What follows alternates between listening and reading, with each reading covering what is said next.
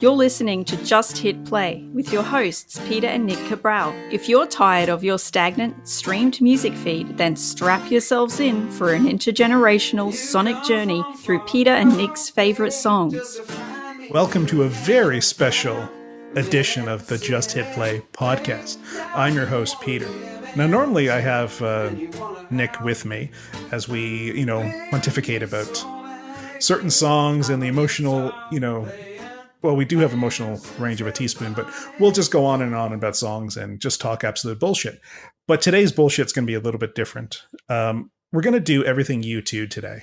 I have on the call with me my friend Andrew, who I've known since I think I was 17. So over 30 years we've known each other, and we got randomly put together at a job that we both kind of liked and probably kind of hated at the same time. And we found a mutual bond over the group U2. So we became fast friends, and I annoyed him at first, but I think he's sort of put up with me over the years. Andrew, how are you? I'm well, Pete. How are you? Merry Christmas, Happy New Year, all that stuff. Yeah, Merry Christmas to you too. Now, if the listeners can hear a fan going off, it is 35 degrees here in Brisbane, Australia. So screw you if you have any problems with the audio, because it's really warm. So let me say that first off. And you're in Toronto, so how is Toronto today? Mild, rainy, foggy. Definitely not a typical Canadian Christmas season. Very, very, very green. Okay, yeah. It's we were talking a little bit off air. It feels so weird being a Canadian living in the tropics. It does not, Christmas just doesn't feel the same because it is like 35 degrees on Christmas Day, and we go to the beach and all that kind of stuff. So it does not feel like a traditional Christmas at all. I could put up with that, I think. Yeah. It's not bad. I'm not going to lie. Winters, it's all right. all the years of yeah. That's why you're still there. All right. That's why I've never left. I've been here almost 17 years now. Can you believe that? That's pretty wild. Yeah. That's pretty wild. All right, so you went to go see U2 in Vegas at the Sphere. So I have a few questions about that. So we're going to go with your expertise on the day. So first question I had was, how hard was it to get tickets, or was it pretty easy? So I didn't get the tickets. Unlike you, I'm kind of a lapsed U2 fan nowadays. I remember we kind of had this discussion. We went and saw Bono do his book reading here in Toronto last November. That's right. It was last November. Yeah, it was last November. And I remember talking to him. I was like, I don't even know if I could list in order the song titles off their last 2 or 3 records. I could up until probably Pop. So I haven't quite followed them as much as you have, but the friend that I went with, Kevin McCormick, shout out to Kevin McCormick from the south side of Dublin that got us the tickets. He is a massive U2 fan. The first show he would have seen was in 1985 with his sister, and I'm pretty sure it was at Slane Castle. So he is like you. Wow, okay. He's been diehard U2 fan and has never given up on them. He got us the tickets. It was the lottery.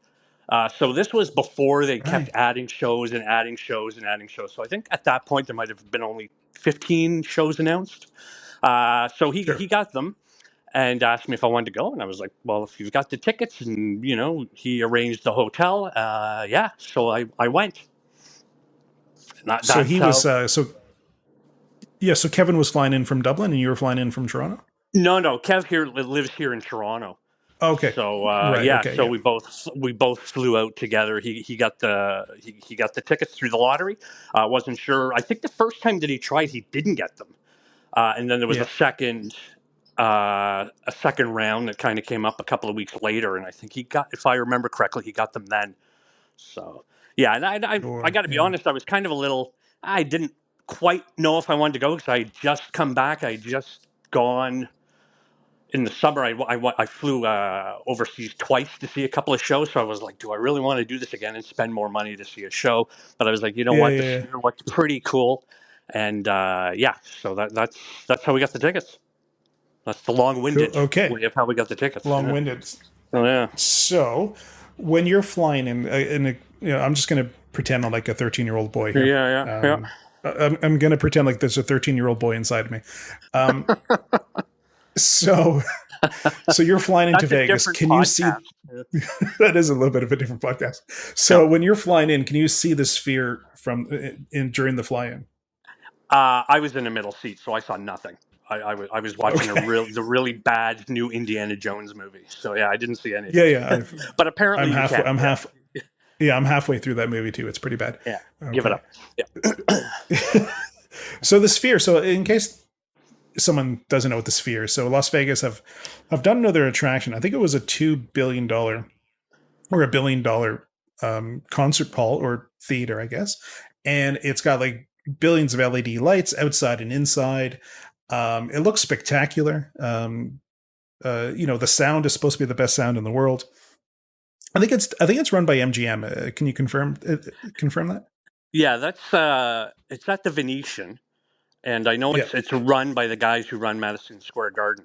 So whoever owns the Right. Yeah. garden, he's a billionaire, and they're running Yeah. the Sphere. Yeah, Right. Okay. Yeah. Maybe it's MSG. I'm thinking of. Maybe it's not. yeah. MSG. Maybe it's Yeah, yeah. yeah, That's yeah, that's what I'm thinking of. Okay. yeah, Yep. And so it's spectacular outside. So they put on quite a light show outside, and then yeah, inside as well. It's phenomenal from what all the video that I've seen. So how was your before we get into the band and the concerts yeah. and the sound and that stuff? What was your experience in the Sphere?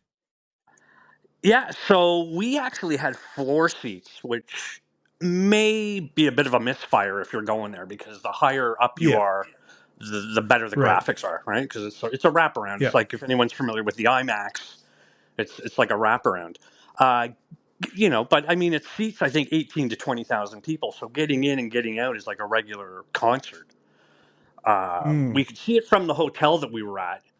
We were staying at the old Hard Rock, which is now a Hilton. So our Right. room actually looked over into the Sphere. So when we landed, we opened the curtains and we were like, "Oh wow, there it is! It's right there with all these Right. graphics spinning around. It is Yeah. pretty Yeah. wild when you see it, for the first time, and when you walk up to it, it's really wild to see these. I still don't know how they've done it. These wraparound LED screens, I guess, inside and out. Yeah. Yeah. So it was I pretty I wild. watched.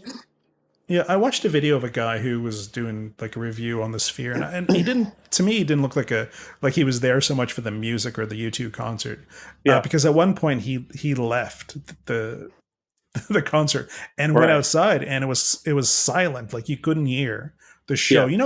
When you go to a rock show, you can hear the Sure. band because obviously they're very loud. But as soon as he left the doors, it was just silence.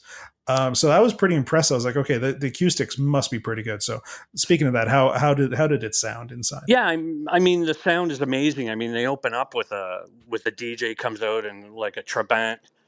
If you know Yeah. the original Zoo TV tour, which me and Pete went to see the Zoo TV, I think it was second night, Yep. right, at Exhibition Stadium here in Yep. Toronto. And if I remember, Exhibition Stadium. Yeah. Exhibition Stadium, which I'm looking at that where it was right now from my apartment. Well, it's kind of foggy, but Yeah. I Yeah. am looking out the window towards where it would have been. Uh, and if I remember correctly, I hated that show as well. So I've got again a love hate relationship with this band, right? Yeah.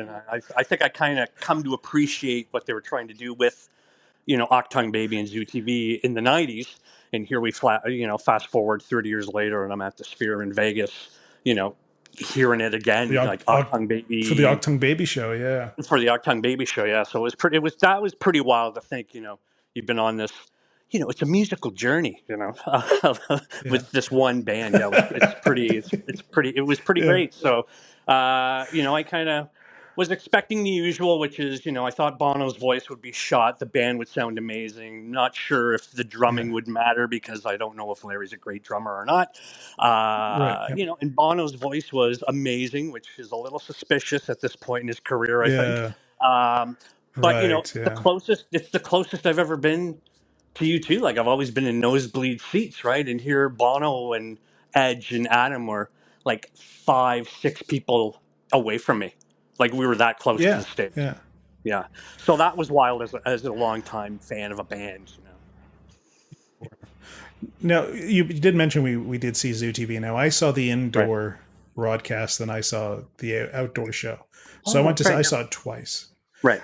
Now, has your opinion over the years softened about Zoo TV, or are you? What are your thoughts on your memories of that show?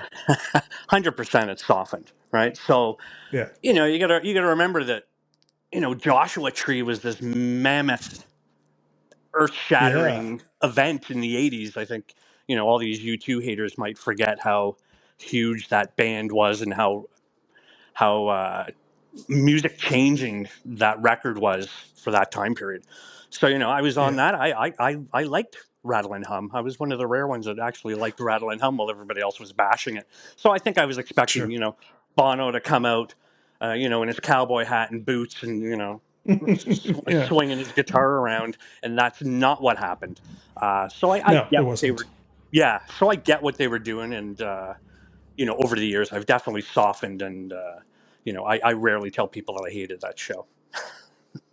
Yeah, well, because I saw the Joshua Tree tour. I was 13, and that Right. was my first sort of proper concert. Hmm. I remember it was October 3rd. It was minus, I think, 5 or 6 degrees, and they were playing Exhibition Stadium, and I was on the Yep. floor, but like it wasn't general admission. I was far, and the amazing Los Lobos opened up the show, which was That's right. Yeah. fantastic. Yep. Uh, I know one song, and it's not theirs.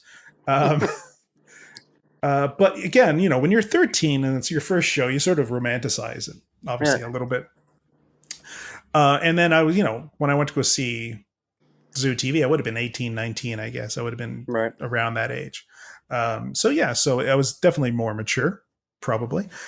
So I had a better appreciation for what I was seeing. Now I loved Zoo TV, but again, I'm a diehard U2 fan, so of course I'm going to love the show. But you're definitely more critical than I am when it comes to that kind of stuff. Yeah. I mean, it's like, like they say, it's kind of the band I love to hate. Like the first thing Yeah, that when Kevin asked me, what did you think of the show? I was like, what did they do to his voice? Like, how come it sounds so great? Are they piping that in through some kind of, yeah, And he's like, can't you just enjoy it? Like, we're here. This is like probably the event of the year when it comes to music, right? And I'm like, I'm just a sure. little, yeah. But they were amazing, and I know we'll get to the graphics and that whole thing soon. Yeah, But yeah. it was a pretty amazing show. Now I saw here in Brisbane, I saw Coldplay maybe 10, 12 years ago. I'm sorry to hear that. Uh, ag- Yeah. yeah, again, they were Well, playing. My ex wife at the time was a big Coldplay fan, and she wanted to see the show. And I remember being pissed off at that show of how good the sound was. Like, it mm, really upset yeah. me Yeah. because like I don't know about you, but I'm used to going to shows, especially big stadium shows, where the sound will be hit and miss, and you can hear what the singers, when the singer talks to the audience. You sometimes can make out what they're saying, sometimes you can't. Depends where you're sitting and the wind and all that kind of stuff. But I remember the sound being so crystal clear, and I remember hearing like every sort of instrument, and like it was just perfect. I remember being so pissed off that Coldplay was putting on such a great show. Uh, so yeah, the sound. I think that's what impressed me so much. Everyone's talking about the sound because when you go see a big show, the sound quality, depending on the venue you're at, is going to be hit and miss. Yeah, I mean, the place is designed for music. So, I'll Mm, list off a bunch of venues in Toronto that, only Torontonians are going to be familiar with. But when you go see a show at Massey Hall, it's designed for yeah, music. So almost every show that I've seen at Massey Hall over the years has been amazing. Uh, you go to Croner Hall, which is like with the Royal Conservatory of Music. They've got yes, a venue next to their school. It's designed for jazz, sure, classical music. I saw a show there. I've seen a couple of shows there this year. It's amazing. Like yeah, it's designed for music. So I think that's the whole thing. Like, is music designed for, the old exhibition stadium, or when I saw Springsteen in the summer at the new Giant Stadium, whatever it's called now. Can you really play that kind of music in front of 80,000 people in the open air, and is it yeah, going to sound great? I don't know. But like you said, yeah, you saw Coldplay in a big, huge arena stadium, yeah. and it sounded amazing. So yeah, I don't know. It really pissed me off. I bet. That Conservatory of Music. Yeah. It used to be called the Hummingbird Center. It had is that a lot of No, names? Is that the one you're talking about? this is a different one. This is up near the museum up near. Oh, okay, that way. Okay, Yeah, yeah, yeah. So, but that's another uh, example. That's the Sony Center or whatever it's called now. that's what it is now. Yeah, That's where we saw Bono do I his book reading, right? And it's that's designed for music. that's Yeah, the run. Okay, yeah. yeah, I saw Lou Reed there, Okay. and it years ago, obviously before he died. Yeah. Um, it was the loudest show I'd ever been to because it was amplified, and you don't need to amplify things in arenas like that. Right. Um, and we had like the worst tickets possible. So when we get to the venue, uh, the sound stage or the soundboard took our seats. Right. So we were given front row seats as compensation to see Lou Reed, which we Oh didn't wow. complain about. Right. But the sound was like just like overwhelming. Like I left like with a huge headache afterwards because it was just way too loud. Right. Well, you know that Yeah, venue's famous for when the Clash played there, they trashed the place, right? the I don't even trash the think. place. Yeah. Yeah, I don't even think they finished the concert, but yeah. So So with the U2 sound at the Sphere, okay. So they were playing Octone Baby, which is arguably probably one of my favorite albums, maybe yeah. my favorite U2 album. Every like review I've seen on YouTube, or it's always people recording with their phones because how can you record in any other way? And the sound, I'm going to admit, it sounded terrible because of the device that we're recording in. It didn't sound big; it sounded kind of small. So when you're seeing the show, it's the complete opposite of that. It is quite like a loud, surrounding kind of show. Yeah, it's amazing. Like the sound is amazing. I was probably the only person who wasn't recording anything. You know, like I kind of put my phone Yeah. away after the DJ Right. Yeah. left. Before the show even started, the Yeah. guy beside me had passed out. So there was this big issue of them trying to get paramedics into the crowd to get this guy out of there so they could, I guess, Jesus start Christ. the show. I don't know. Yeah, it was really bizarre. And then, suddenly, it's Zoo TV, comes on and Yeah. yeah, Yeah. it's just you hear that iconic kind of guitar riff and you're just like, okay, here we go. And it's amazing. Yeah, it sounded really good. Yeah. Now, I don't want to tell tales out of school here, but I remember, Mm, didn't you tell me a story, but you passed out during a Nine Inch Nails concert? Am I that is correct, remembering? but Am I remember? that's Yeah. correct. But that's for another podcast. So it's like, Okay. I don't think Okay. that's appropriate Just for this. But reminded me of that story. I did. We had really good seats as well. That was at Maple Leaf Gardens. Yeah, maybe too Okay. much. I was. Okay. I may have been overhydrated. I think, and I kind of just had a little That's nap. right. That's what it Yeah. was. It was, yeah, But you yeah, just needed a nap during the show.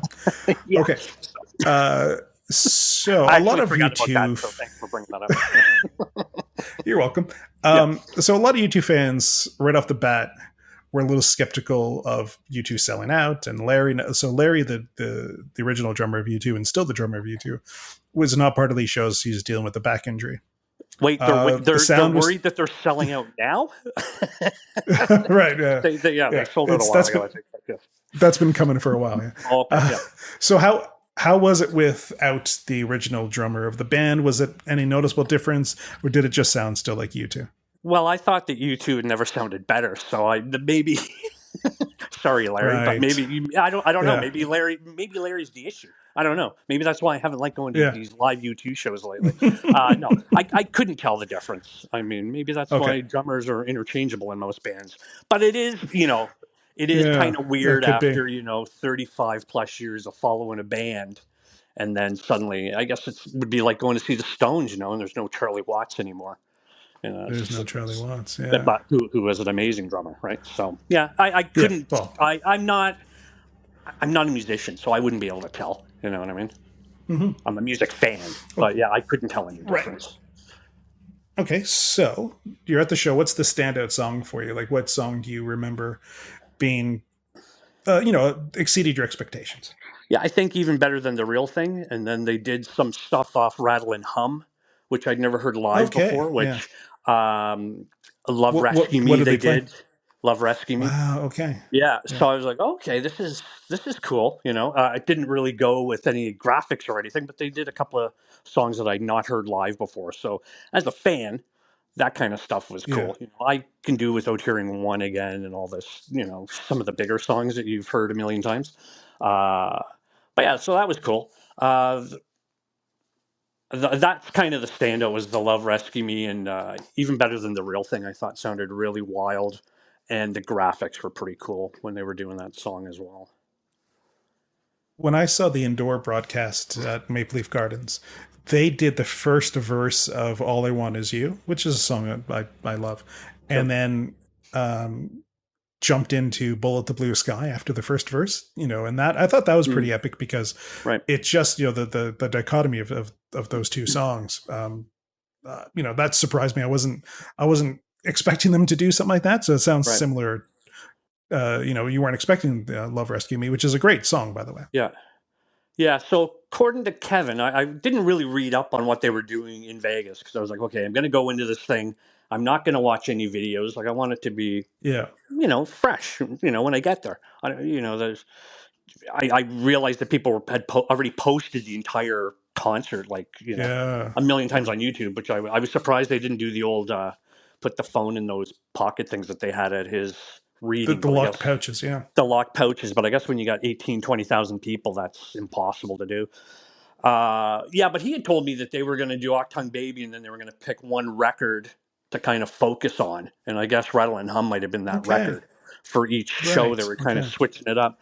And this was also the week that Shane MacGowan had died. So we thought maybe they were going to do a tribute to the Pogues, which they had done the night before, but they did not. So, Right. yeah, so it was an interesting, it was interesting. Just like I said, to see them that close up Yeah. live as well, because I'd never been that close to. You always nosebleeds So with those they, guys.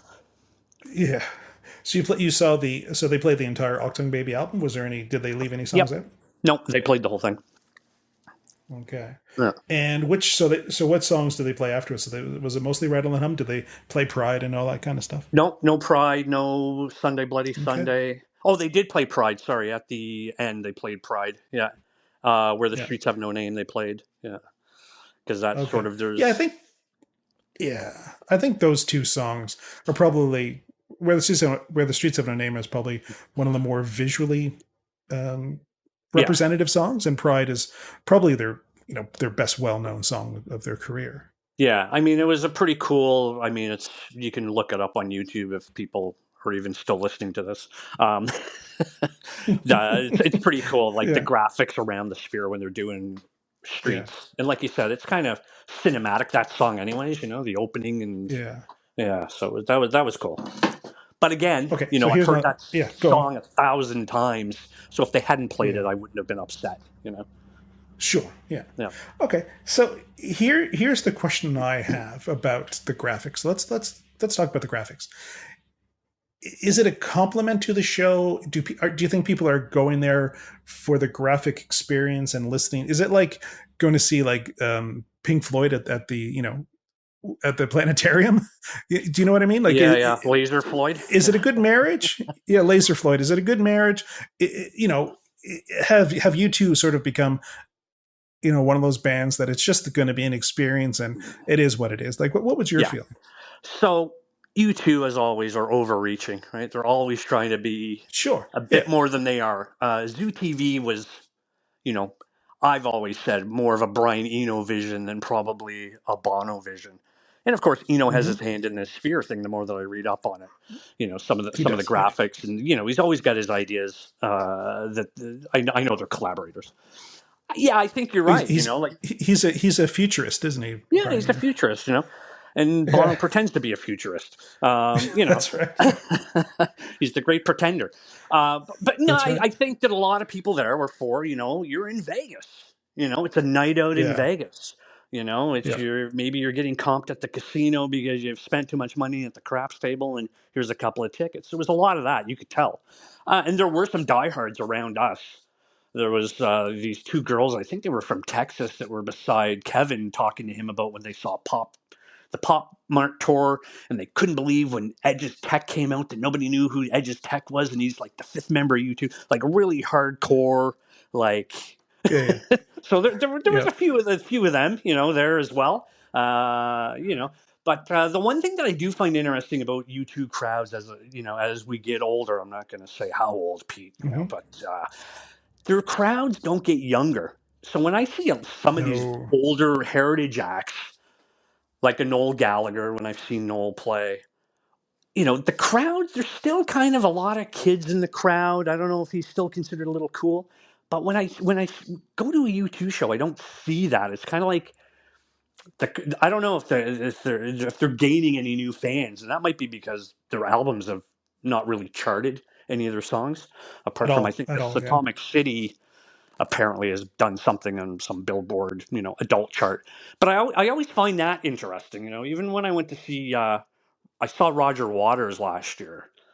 Speaking yeah. of a grand tour with lots of graphics that complement the songs, I think he does, whether you agree with his politics or not, he does a Hmm. really good job with the graphics matching the song.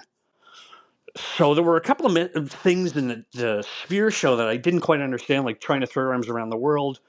Bono walks around with a string, and there's just a balloon on the screen, and he's kind of Yeah, dancing around, and he goes to the door, and he's trying to get in, and will the girl let him in? And I'm just like, this is a waste of time. Like, just sing the song. Like, there's some things yeah, where it just didn't make any sense, and it was sort of like, well, we got to figure something out to do with this song, and what are we gonna do?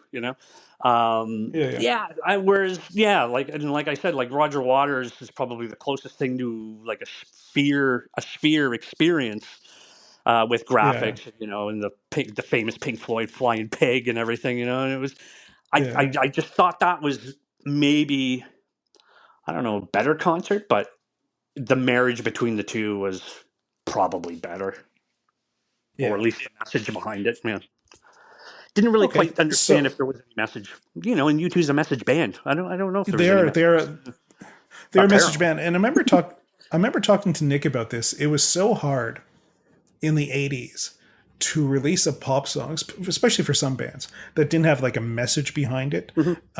Like if you think like Midnight Oil and those kinds of bands, but even like a band like Chalk Circle, which is this Canadian band, Hmm. and their big hit this morning was about nuclear war. There had to be an underlying message for these like po-faced rock bands that wanted to be U2 or wanted to sound like U2. When they I guess they could have just recorded a cool pop song, but that wasn't the atmosphere back in the late '80s, especially. No, I mean, you look at bands like Simple Minds who weren't political at all when they started out, and then suddenly, Yeah, you know, uh, they released Sparkle in the Rain, which U2 gained that's right. inspiration for Unforgettable Fire, and then Yeah, suddenly, Jim Kerr is the Scottish Bono, and they're doing Mandela Day, yeah, and yeah. they tanked their career in North America after that, right? So they just, yeah, Completely. Yeah, just suddenly everybody had to be, like you said, those po-faced Mennonite-looking rock stars, which, right. one Mennonite rock band is enough from Ireland. We don't need 20 No, clones of you two. no. Hot House Flowers didn't make it. We had enough of that from coming from Ireland. That's right. There was a lot of that from the '80s, right, and coming out of Ireland. So Yeah, yeah. It was the Waterboys and U2 probably the only bands at that time that were Waterboys, U that two, The Alarm. There was a bunch. And the listen, I yeah, love anthemic rock. That was my yeah. thing in the '80s. Well, And when the well, that's what front man we of The grew up Alarm on, right? comes, yeah, and when the guy from The Alarm still tours, I still go and see him in Toronto. So it's I still Yeah, go and, and see these bands. I mean, he's definitely not playing the Sphere, but there was a bunch of those big anthem message bands for sure. yeah, yeah, Yeah, so I just don't know if the whole U2. I mean, they got this massive catalog of albums where I don't even know their stuff, right? So yeah, I just thought, yeah, Octung Baby, and having seen Zoo TV, I just thought they could have done a bit more maybe with the graphics. Yeah, there was one song, I forget which one it was, and there was just thousands of Elvises on the screen. And I get it, you're in Vegas, and yeah, but yeah. I'm just like, yeah, I don't know. Speaking of weird shows, or like, let me just digress for a second. Hmm. There was a show here in Brisbane that I didn't go to. So let me say that it was Smashing Pumpkins was the headliners. Jane's Addiction was the support band, Right. and they were also traveling with a wrestling troupe. Okay. Um, and they were playing like this resort like area, like where like Right. old people go to like to have picnics with their grandchildren. Okay. And I guess they have concerts there too. And we Wow. were like, should we go? And then I was like, I've seen the Smashing Pumpkins a bunch of times. He can't sing Hmm. live. First off, he's a great guitar player, Billy Corgan, but he's not a singer. And Jane's Addiction, they haven't aged well, in my opinion. And I would be going just to see the spectacle of it, and probably not enjoying the music. And that was my fear for the U2 Sphere thing, was that it was going to be it's a thing to go see, Yeah. and not you don't have do you have to be a U2 fan to go see it? No. No. Like a lot of Yeah. Vegas shows, you don't have to be a Beatles fan to go see Love. No, you don't. Cirque du Right. Soleil. Yeah. I mean, they've got enough hits, I guess, that you're going to know one. You're probably going to know Yeah. Pride maybe. Yeah. There's a few songs, but you don't need to be a fan. I mean, and like the spectacle thing, like I kept looking over at the edge because we were that close, and he was even kind of marveling. It seemed at the Yeah. graphics, like himself, he was kind of taken Yeah. away from it. And yeah, as for the Smashing Pumpkins, they just played Disney World. They played the Disney Yeah. World Yeah. parade on Christmas. So I'm just It's the world is really weird, isn't it?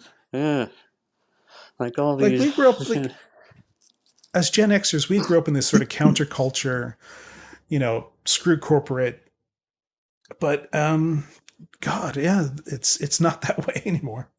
No, I mean, I don't want to veer off too far from you too, because I know that's kind of what you wanted to chat about. But when I saw Springsteen, I was telling you in his hometown. We went to New Yeah, Jersey to see Springsteen, sure. and I'm not a big Springsteen fan. But when my buddy said, "Do you want to meet up in New York City, and then we'll go see Springsteen in New Jersey?" I was like, you know what, this might be a bucket list thing, and it was pure rock That's and correct. Yeah, roll.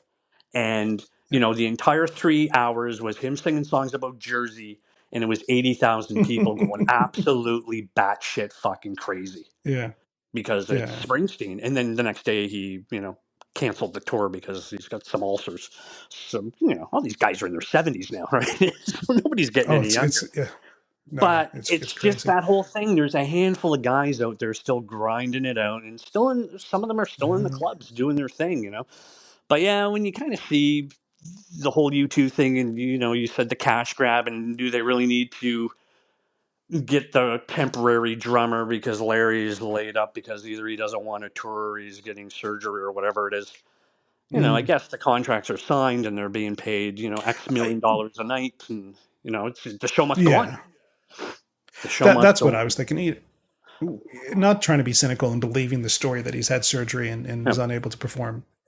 That a lot of people were upset that you two were doing that, but they probably had signed contracts, and and would have been sued for millions of dollars Yeah. since they were the headline act to open this $2 billion facility. So yeah, I think they if they had wanted to pull that, there was no way they could have.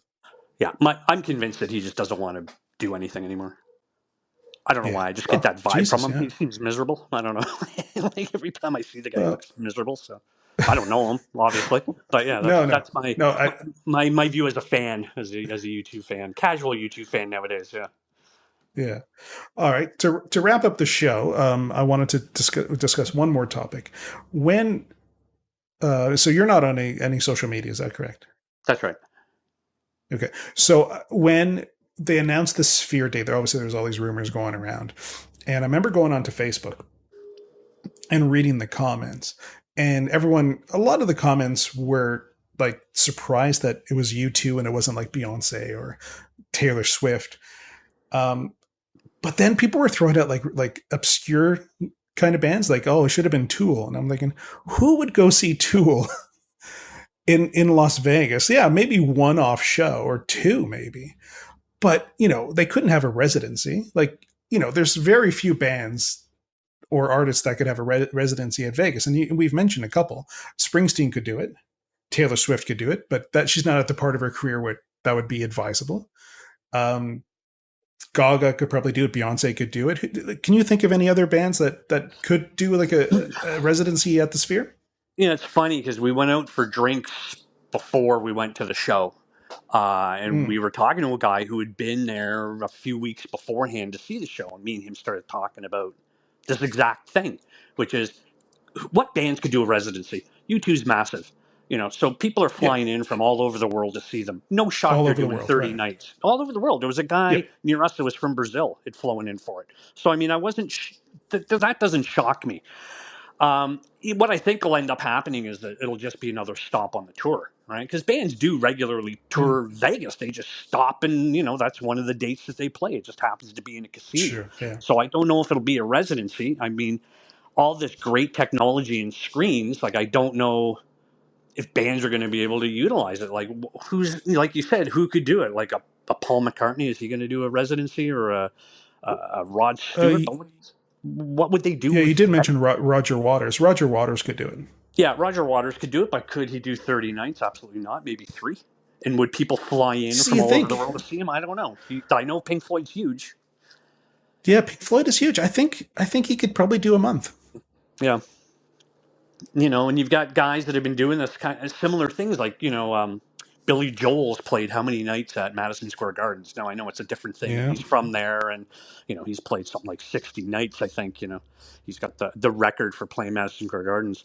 But yeah, I think it's, like you said, it's the marriage of the music with the graphics.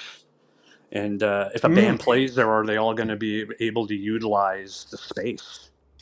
That would be my fear as a band. Yeah. Is how do you kind of top what U2's already done in there? I mean, you know who the next band is doing the residency in there, right? It's Fish. No, who is? It's Fish. You're kidding me. No, yeah, I think they're doing Really? 6 or 7 nights. Yeah. Now again, Okay. they're a Yeah. See, I jam wouldn't. band, and they've got their fan base. But Yeah. what would they? They're not known for putting graphics up. I don't know what they have behind them. If anything. So yeah, it'll be Yeah. No, interesting to that see would. what they do. I would not have picked Fish. Like No. if I had a million guesses, Yeah. I don't think they'd be on my list. No, it's usually Vegas's, a legacy act that's got a Yeah. fan Yeah. base. And I mean, like, they've got a fan base, I guess. I mean, it's not my type of thing that, I listen to, but I know people Yeah. travel around. They're Like sort of like a modern day Grateful Dead. they are exactly that. Yeah. Like when that guy brought up Tool, I thought Tool would be a good band to do the graphics because they're sort of like that band who's always on the edge of Yeah. technology and things like that. But again, it comes down to how many nights can they perform Right. at a venue like that. Mm-hmm. And I guess, a lot of bands might enjoy being in one spot for X amount of dates, as opposed to traveling. Because, post-pandemic, I know touring is super expensive and there's lots of issues, and, so, but again, are you going to get people to fly in to fill a venue that's 20,000 seats? I guess they could shut half the venue down. Like, I don't know. I'm sure there's a plan. I'm sure somebody's thought it through. I couldn't figure it out while we were there, but yeah. Now, I priced out tickets to go see because they just announced a bunch of dates in February, and me and Angie, my partner, priced them out, and I think it would have cost me about $10,000 to Right. go hotel. Because if I'm traveling all the way from Australia, I don't want to go for a day or two. Like, that's such a long trip, so I'd probably have to go for like 5 or 6 days. Yeah. See, I went specifically for the night, and then you flew out, which was pretty crazy. But it was about $1,000 all total, right? We flew in late Friday. The show was Saturday, and then I left Sunday morning. Right. But it was about $1,000 altogether. Yeah, exactly right. Like we figured it would cost us $10,000 plus to do that trip. Right. And I almost pulled the trigger. Like I had the tickets all ready to sign out, and and I didn't do it. And for the simple fact that it was, I'm a huge U2 fan. Like they're my favorite band in the world, and I've seen them how many times, but I couldn't pull the trigger. I just couldn't justify spending $10,000. Yeah, you would have lost your mind. You would have lost your mind. You would have loved it. Like I told my buddy Kevin, I was like, "Yeah, Peter should have been here because you two have met and stuff." And I was like, "Yeah, Pete should have been at this show. He would have loved this." I loved it. It was a great show. It wasn't my favorite show of the year that I've seen, but it was a great spectacle, and I'm glad that I went. Not sure. I'm glad I spent $1,000, but but it was a great experience for sure, and I would definitely recommend anybody who's in Vegas to go to the Sphere. I know they do tours of it. You don't have to go see a show. They actually do tours. I Yeah. think Darren Aronofsky's got a film that they show in there. I think it's an underwater Oh, thing nice. experience that Yeah. they do. Yeah. So there is other things that they're using the venue for, and it's wild just to go see it, even from the outside. Yeah. It's funny. I've had tickets to see. I've had tickets to for three U2 shows that I've not gone to in the Right. last, say, 6 years. So I had tickets to see them in Montreal, I remember that because and you were here, right, in Toronto. yeah, I was there. But it was like I would have had to have flown out of Montreal, met my brother at the airport, got my bags because I was literally flying back to Australia the next day. So I was like, it would have been too much of a hassle. So I sold my tickets. Then I had tickets to see U2 the Joshua Tree tour here in Brisbane, and then I was going to go see them in Melbourne. But my mom died that week, and I had to again fly home for a funeral, and I gave away my tickets. So and then I almost bought tickets for this one. So that I could have seen U2 four times now, and I haven't seen them. So hopefully they're still doing some kind of tour in the next few years. So I can at least go one more time.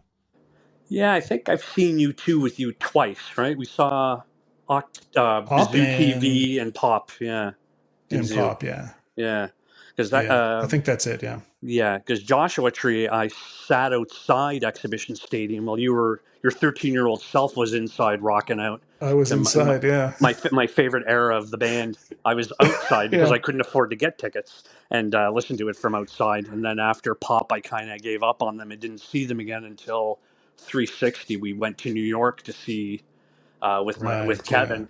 We went to see them at Giant Stadium, the original Giant Stadium, and that was wild because that's like 85,000 people, I think, with the claw in the middle, and that was just an yeah, yeah, experience. yeah. Like that may have been a cooler experience than the Sphere, to be honest. But yeah, it was that was wild. And I've seen a couple of shows since then with Kevin. He's sort of my U2 guide Yeah, nowadays, yeah. and always You're tries to kind of. convince me to. Yeah, he tries to convince me to go see these U2 tribute bands. I won't go that far, and there's no way. There's just no way I'm going to go see Elevation or one of these bands Yeah, yeah, all that always kind of touring. stuff. Well, Yeah, yeah. just to put it in some perspective, for if there are any kids listening to this episode, for the Joshua Tree in 1987, when I was 13, it took me 4 hours on a rotary dial phone to get through Ticketmaster or Bass, I think it was at the time, Right. and I had this is my dedication. For 4 hours I had to listen to a busy signal, and then I finally got through, and I got like one of the last rows on the floor. I think tickets were like $30 or something like that. So yeah, it was. It took me a long time to get through on that dial. Yeah, they've buying tickets off your phone is definitely A lot easier. a lot easier. But nice advancement, Thank you, to whoever designed Like the iPhone and the yeah. Android. And I remember thinking, am I a loser? Should I just hang up after like the first hour? But no, I did it for 4 hours. So, um, Well, you were a so 13-year-old it kid. What didn't. else were you doing?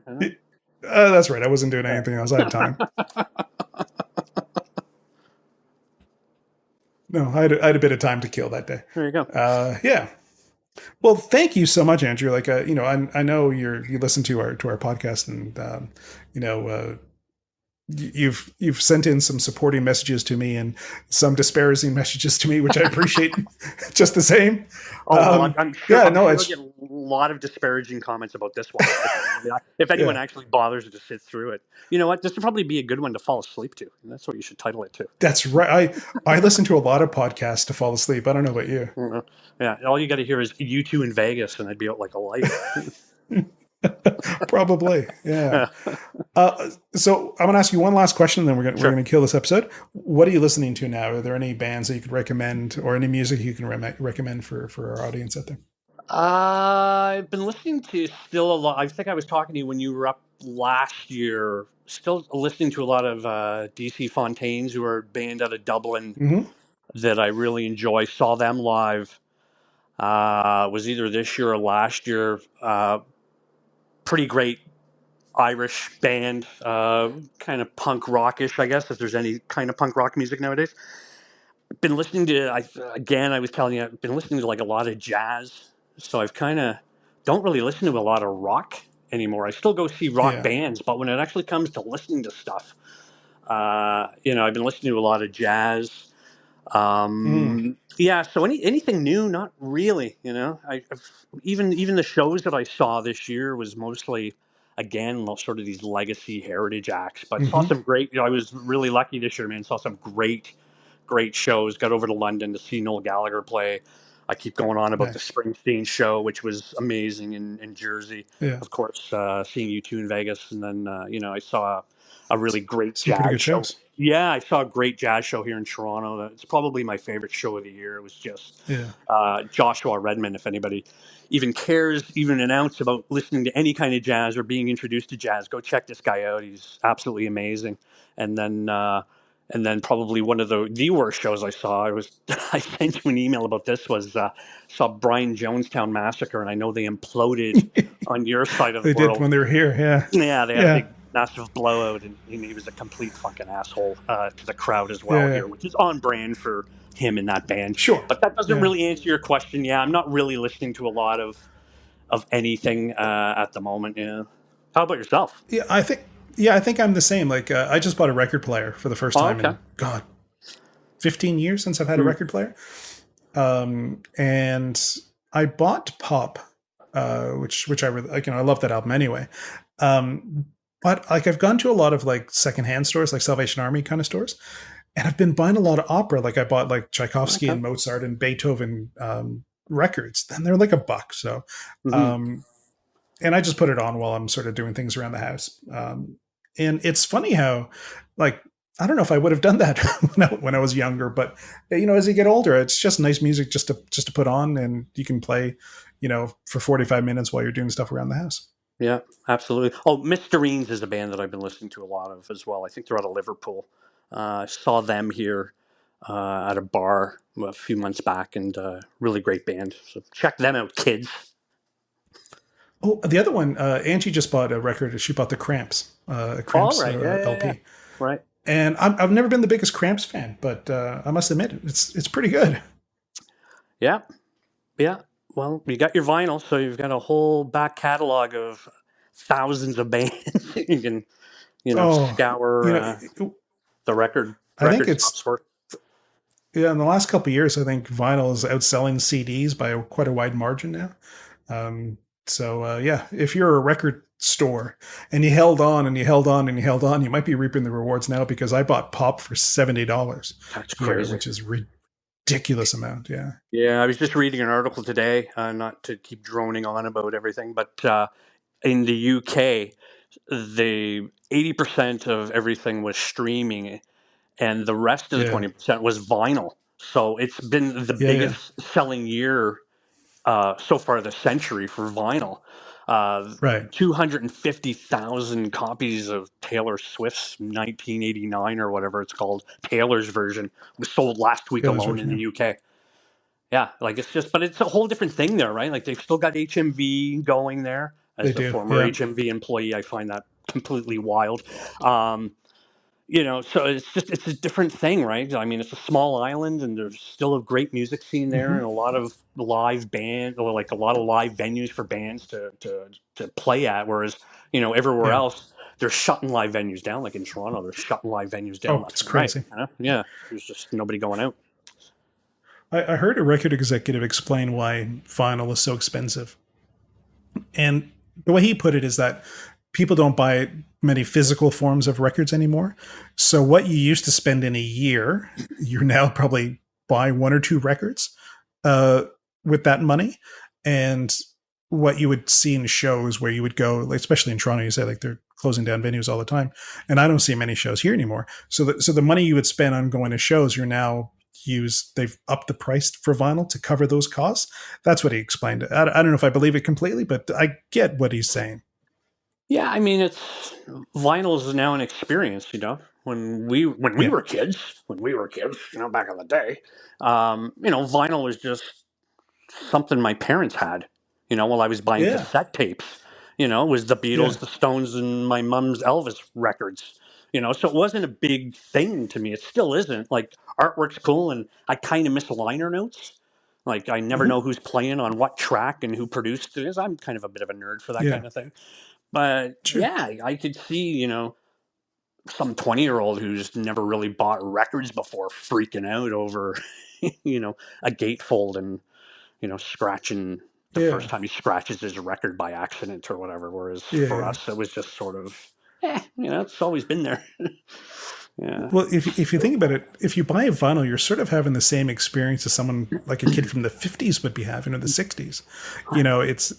It's quite weird to think that we're using the same technology that would have been used in the '50s and '60s. Well, it's when I worked at the record store, when I was working at HMV, so this is going back like 20 years now or whatever. I remember Yeah, we kept saying that the death of the record store was going to be whenever the internet could get fast. Because we were already yeah, downloading stuff. Like, I remember you made me a mixed MP3, and I took you for that's right. Christmas, and I think it took you like a week to do this thing, right? And Oh, yeah. yeah, it's like it I just, had to. everyone, yeah. I had to download everything off Napster. Then I had to go to my friend Paul's house, who had like a like a CD player that would write. Yeah. Right. Yeah. So I had to like bring like I think I had it on a USB or a floppy disk, probably Yeah. a USB. And I had to bring it to his place, and then we had to figure out the what track listing we wanted to do. Then we printed off like the cover of the CD, and we had to like print it off so it would fit into a blank CD case. Yeah, it was an experience. Yeah. It's like you said, it's wild to think that, somebody would leave their Yeah. house, jump in their car, get on a streetcar, get on a bus, hit the subway, go to the Yeah. record store, flip through the bins, grab their, the girl from Ipanema. Oh, I've heard this, I think. Put it under their arm, get back in their car, go home, unwrap it. Like, that's mind boggling to me. Like, I don't own a record player. I don't own any vinyl. I love that I can sit Yeah. down and just think, oh man, I want to listen to Miles Davis right now. And boom, it's there. Yep. And I know any music purist, that's the devil talking. But yeah, it is mind blowing to me. I still go and kind of window shop in the record stores and Yeah. Yeah. rotate this is still around on Spadina, and I'll go in there and kind of flip through the bins and see what's happening. And like you, there's things in there for $80, some crazy live Oscar Peterson in Yeah. Japan or something, And I'm like, Yeah. Yeah. why, man? I could just go on YouTube right now and it's already there. Oh yeah, I shouldn't think like that. I understand. Yeah. Well, even my record player, like I don't have speakers connected to it. I just Bluetooth it to my sound bar on my TV. Oh, okay. So So you're yeah, not so I was like, quite it's there. kind of no, it's still kind of digital. You're not quite there yet. Yeah. You don't have the Yeah, record player in the top of the TV in the big wooden cabinet like my parents had. I We had the love like my TV. parents. My parents had one of those. They Yeah, are amazing. Like yeah, yeah, I wish that it never went into it broke down and we just stopped using it because yeah, those were so good. Yeah, yeah. Now that's going back.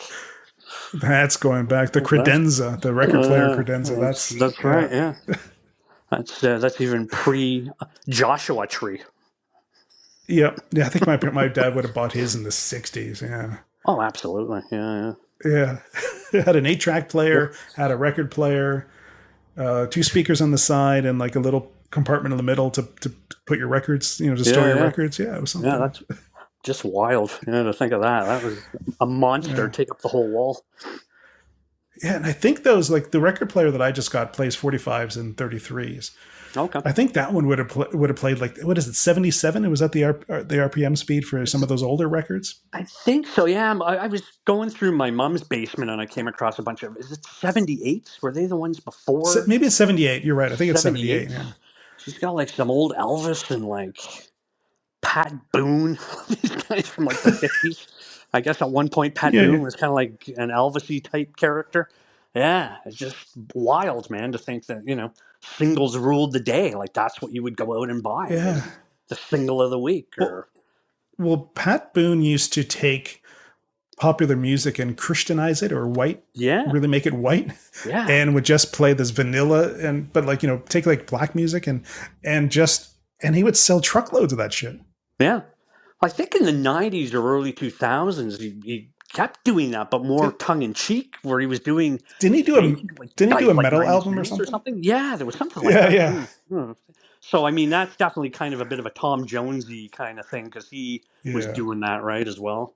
But I guess Well, whatever you got to do to keep that pool running. well, Shatner did a record, didn't he? With did Pulp and all Yeah, this kind of stuff. Yeah. So no, it's for one-offs. It's quite interesting. Yeah. yeah, absolutely. Yeah. Well, thank you so much. I really enjoyed. I haven't talked to you in a while, so it's great Yeah, hearing your voice. And hopefully, I'm thinking about coming home for Christmas next year. I'll see if I can make the finances work. And yeah, so maybe I'll see you for Christmas next year. well, baby, please come home, as Bono Baby, once please come home. crooned. Hey, That's right. why don't you? I'm still saying, man, come out here. You'll love it if you ever come out to Australia. I know it's a hike, but it's a cool place to come. We'll do, and then we'll do this in person and really bore everybody. Fuck right, let's do it. Pete, great We can talking. write it off as a business expense. Oh yeah, Pete, always great talking to you, buddy. Yeah, man. All right, Man. thanks. Take care. Talk to you soon. See ya. Bye. You've been listening to Just Hit Play. To contact your hosts, Peter and Nick, or to be featured on an episode as musical talent, email justhitplay7300@gmail.com. Keep up to date with news and announcements by following on Instagram and Facebook, linked in the show notes. Subscribe on your favourite podcatcher to tune in next week for more sonic delights. And if you can't wait till then, check out the Just Hit playlist on Spotify, linked in the show notes. A special thanks to Braden Munch for the theme song, and thank you for listening.